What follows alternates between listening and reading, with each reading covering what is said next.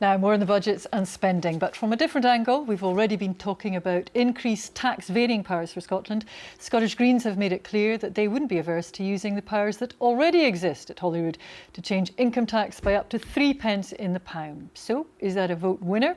With me is the Scottish Green Party's co-convener, Patrick Harvie. Good afternoon, Mr Harvie. Hi. Thank you for coming in. We've heard from the other party leaders that the tax varying power, the 3 pence in the pound, it's going to take too long to feed through to the system to do any good at all, and it's going to be too expensive to administer. Well, if there are long-term problems with administering the tax varying power, we need to start resolving them now, because it doesn't matter whether we're talking about the current legislation or the new Calman powers if they're implemented. You need to be able to use them, otherwise there's no point in having them. People campaigned long and hard for a Scottish Parliament.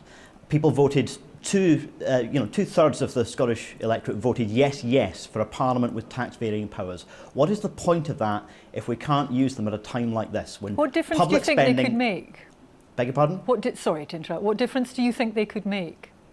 Well, it's clear that a 1 pence increase in the basic rate, unfortunately we can't raise the higher rate, we can't make it a much more progressive system as we'd wish, but a 1 pence increase in the basic rate would cost some of the lowest earners maybe £2 or £3 a month. It would cost a high earner like myself, an MSP, £40 odd a month, and it would raise something like 350 to 450 million. It would take a significant slice out of the cuts. Now, if we're not prepared to do this at a time when public spending is under attack like never before, when the welfare state is under attack like never before, then what are these powers even for? You think people would vote for that? I don't know, but I think it's essential that we have that debate. I think it would be a failing of our political landscape if we go into an election next year with 5 parties currently in Parliament simply offering 5 different flavours of cuts.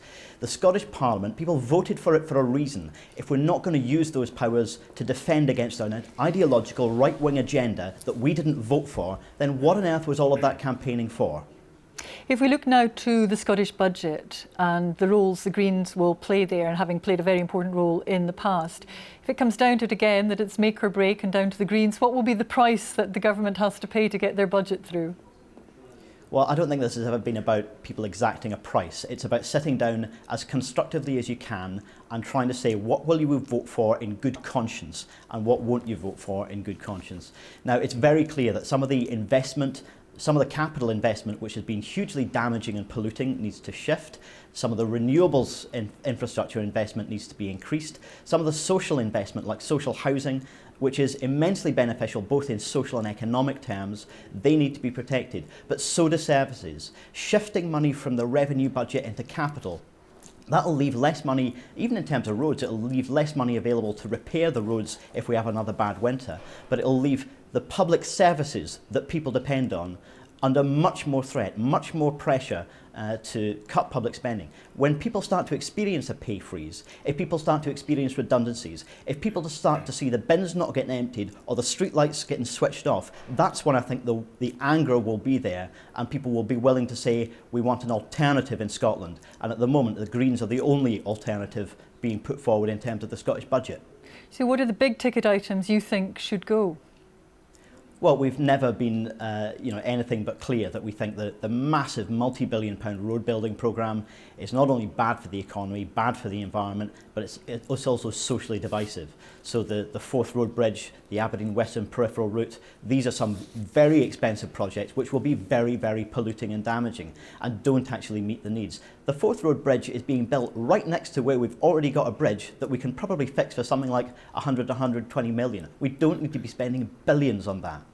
But Patrick Harvie, people would say, particularly now, the Greens have to be very realistic. If we are going to depend on an economic recovery to protect all the people that you've spoken about, then cancelling projects like the road building projects, the Forth Road Bridge, central to A, providing jobs, and B, creating an infrastructure which allows business to develop.